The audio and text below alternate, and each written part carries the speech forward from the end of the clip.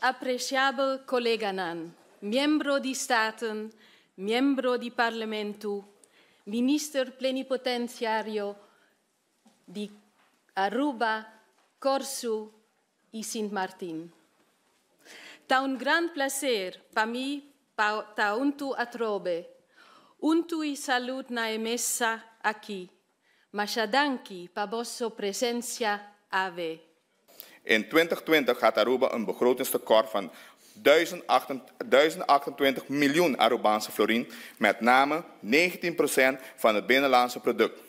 Dit bracht met zich mee dat er grote stappen gezet moesten worden om tot een duurzaam en gesaneerd overheidsfinanciën en een acceptabel begrotingstekort te komen. De stappen die ondernomen werden waren politiek niet populair, maar die hebben geleid tot een inkrimping van ons begrotingstekort in 2023 tot 25 miljoen florien. Het gaat om een inkorting van 1003 miljoen de afgelopen 3 jaar. Dit wordt door financiële instanties zoals de IMF indrukwekkend beschouwd, terwijl het CFT beweert dat de regering niet serieus is met overheidsfinanciën.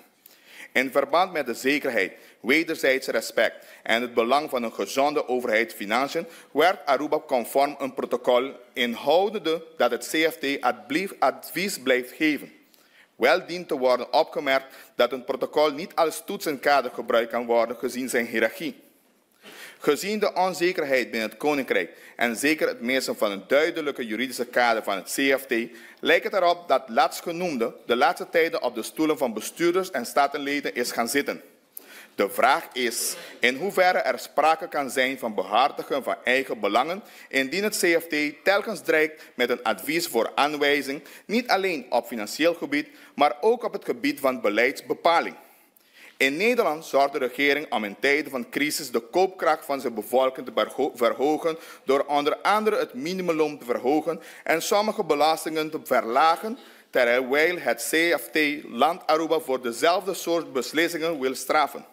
Verder bedreigt het met een advies tot aanwijzing op basis van loonbelastingvermindering tijdens een crisis om de koopkracht van de bevolking te verhogen en het teruggeven van 12,6% aan ambtenaren. Al de adviezen van het CFT druisen met het beleid uitgesproken op Prinsjesdag. De Rijksministerraad en het CFT blijven een financieel-economisch memorandum hanteren met normen van voor de pandemie, waar de IMF, World Bank en andere Nederlandse economische entiteiten aangeven dat de normen niet realistisch zijn en dat deze aangepast moeten worden.